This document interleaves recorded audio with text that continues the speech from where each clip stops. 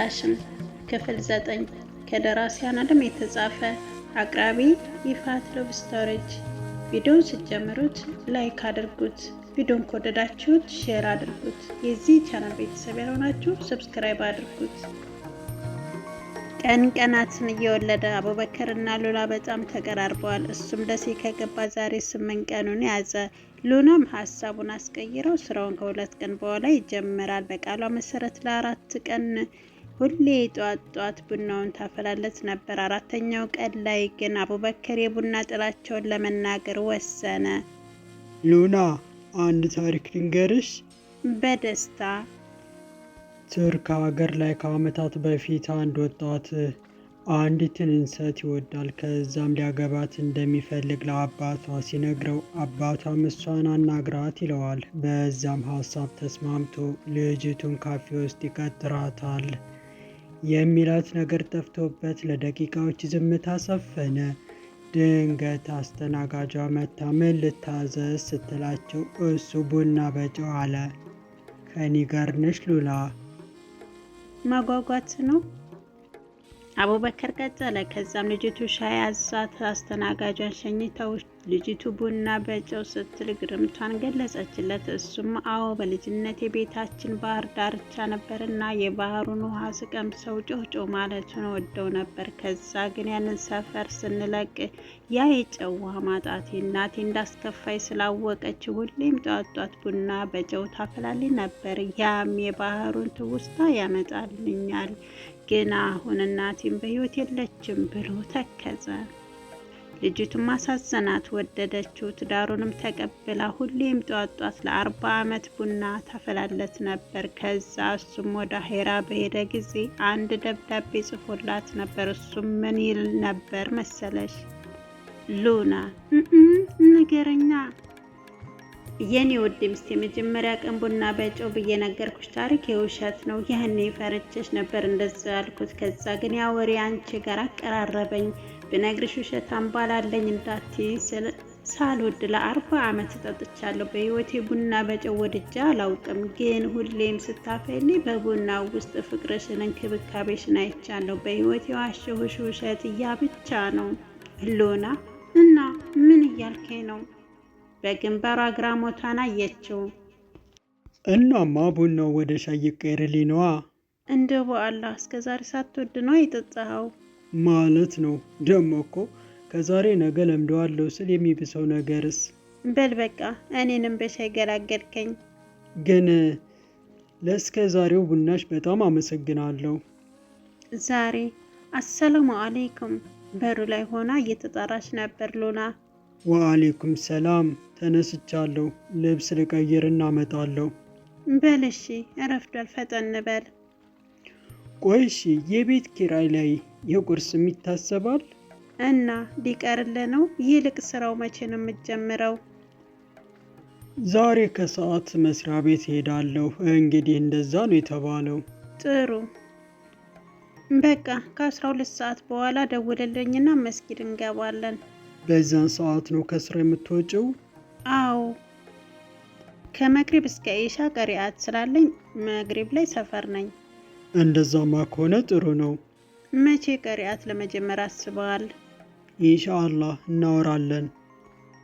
2 ሰዓት ከ20 ሲል ከግቢው ወጣ። የዛሬው ቅዱ መሐመድ ጋር እስከ ዙሁር ሊቆይ ነው። መሐመድ የአባቱን ሱቅ እየጠበቀ አራዳ ስለሚውል እሱን ሱቅ ሊያጠባብቀው አስቧል። የግቢውን በር ዘግቶ ወደ ላይ መንገዱን ያዘ። በተነጠፈው ኮምፕሊስቶን ዳር እና ዳር የማያውቃቸውን ጎረቤቶቹን አጥር ተመለከተ። የሁሉም ቤት እንዳትደርስብኝ አልደርስብህም ያሉ ይመስላሉ። አጥር በሚባል ስም ራሳቸውን ደብቀዋል። አልፎ አልፎ ከአጥሩ ዘለል ብለው የሚታዩ ዛፎች የሰፈሩን ግርማ ከፍ አድርገውታል። የሰፈሩን ድባብ እየተመለከተ እድሜው ከ4 ዓመት የማይዘል ህፃን አጥሩን ተደግፎ ተቀምጧል። አቡበከር ወደ ልጁ እየቀረበ ሲመጣ ልጁ አናገረው።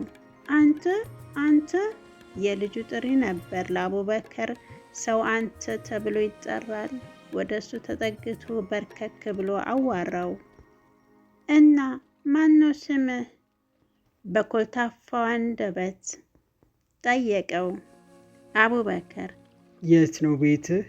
በምልክት ቤቱን አሳየው።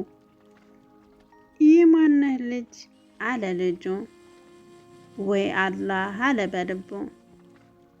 የልጁ ጥያቄ ማብቂያ እንደሌለው ሲያውቅ ወሬ ለማስቀየር ሞከረ። ባባዬ አሁን ልሂድ፣ ነገ እናወራለን እሺ? ጓደኛዬ ትሆናለህ? አዎ እንሆናለን፣ ምን ችግር አለው? ታትዬ ትልቅ ጓደኛ ሊሆነኝ ነው። ልጁ በደስታ ወደ ቤት ገባ። ከታላቁ ጋር ጓደኛ መሆን በጣም ያስደስታል። ልጅ ስንሆን ታላቃችንን ማየት፣ መንካት፣ በሱ መሞገስ ይመስለናል። እሱ ጋር ያለ ነገር ሁሉ ትልቅ ስኬት ይመስለናል። ስናድግ ግን ያ ይቀርና የበለጡንን ማጣጣልና አቃቂር ማውጣት እያስደሰተን ይመጣል። አቡበከር በልጁ ሁኔታ እየሳቀ አስፋልት ዳር ደረሰ። ታክሲ እየጠበቀ እያለ ሁለት ጥንዶች አየ። ሁኔታቸው ፍቅረኛ እንደሆነ ያሳብቃል። አላህ ይዘንላቸው ሲል ተመኘ። የብዙዎች ችግር ይህ ነው። ወንጀል የሰራን ሲመለከቱ እራሳቸውን እንደተሻሉና እነሱ የበታች እንደሆኑ ያስባሉ። ዛሬ የእነሱ ንጹህነት እስከ ሞታቸው የሚዘልቅ ይመስላቸዋል።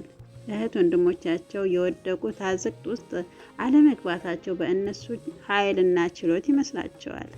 አሊያም እኔ ብቻ አይደለውም በወንጀል ያለውበት ስንቱ አለበት ብለው ባልደረባ ያዘጋጃሉ። አቡበከር የሪም ነገር ከልቡ አልወጣ ብሎ ተቸግሯል። አንዴ ውዴቷ፣ አንዴ ቃሉ ትዝ እያለው እንቅልፍ ነስተዋለች።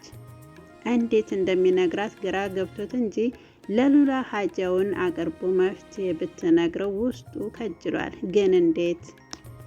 ታክሲ ይዞ የሄደ መሐመድ ደወለለት። ታክሲን ላይ እንደሆነ ነግሮት ተሰነባበቱ። ታክሲ ውስጥ ቁጭ ብሎ ልቡ ላይ ሉላ መጣች። ሁኔታዋ ሁሉ ይገርመዋል። እሷ በእብደት ውስጥ ያለች ስክነት ናት። እሷ በሚከብድ ማንነት ውስጥ ያለች ናት። እሷ ብዙ አለና ትዝ ሲለው ለአንድ ሳምንት ነው የሚያውቃት።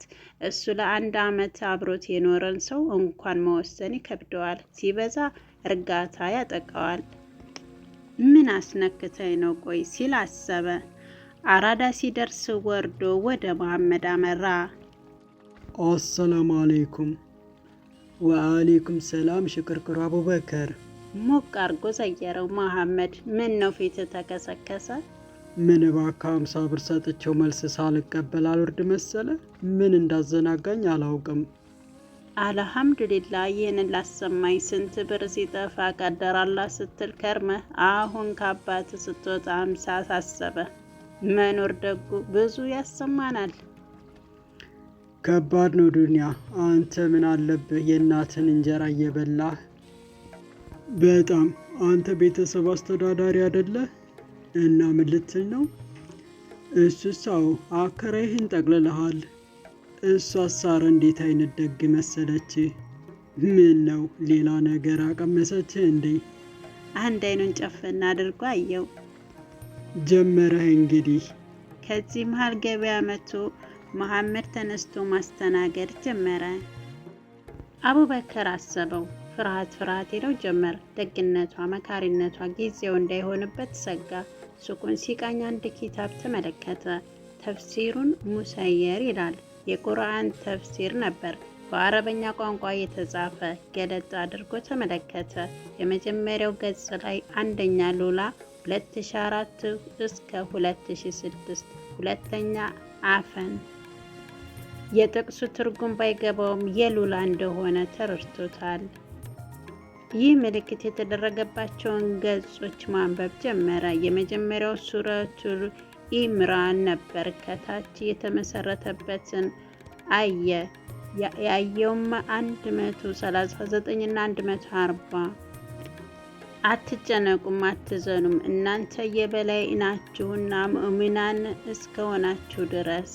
139 ቁስል ቢነካችሁም በእርግጥ ከእናንተ በፊት የነበሩትንም ሕዝቦችንም የእናንተን አምሳያ ነክቷል። ይህ ደግሞ ቀናት ነው። በሰዎች መካከል የምንገለባበጣት አላህ ደግሞ ሊያውቅ ነው። ከእናንተ መካከል ያመኑትንና ከእነሱም መስካሪዎችን ሊይዝ ነው። አላህ ደግሞ በዳዮችን አይወድም።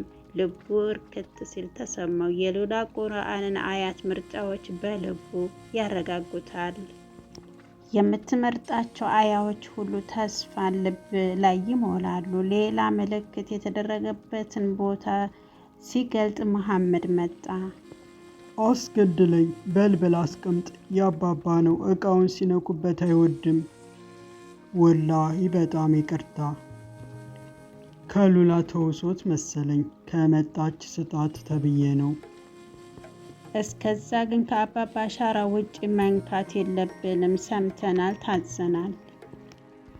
አልጠላሽም ክፍል 9 የዛሬው ታሪካችን ይህን ይመስል ነበር። በቀጣይ ፕሮግራም ክፍል 10 እናስቀጥለዋለሁ። እስከ ቪዲዮ ፍጻሜ አብራችሁ ስለነበራችሁ እጅግ በጣም አመሰግናለሁ። ቪዲዮውን ሼር ላይክ እያደረጋችሁ አበረታቱ የነበሩ ቤተሰቦች ሼር ላይክ እያደረጋችሁ ስለምታበረታቱ ክብረት ይስጥልኝ። የዚህ ቻናል ቤተሰብ ያልሆናችሁ ደግሞ ሰብስክራይብ በማድረግ የደወል በተናን በመጫን የዘወትር ቪዲዮ ተጋባዥ የሆኑ ዘንድ በአክብሮት ተጠይቃለሁ። እስከምንገናኝ ቸርን ሰንብት። ሀገራችን ኢትዮጵያን ሰላሟን ይመልስልን፣ ዓለማችንን ከክፉ መከራ ይጠብቅልን እያልኩ ስንብቴን ከወዲሁ አድርጋለሁ። ባይ ባይ።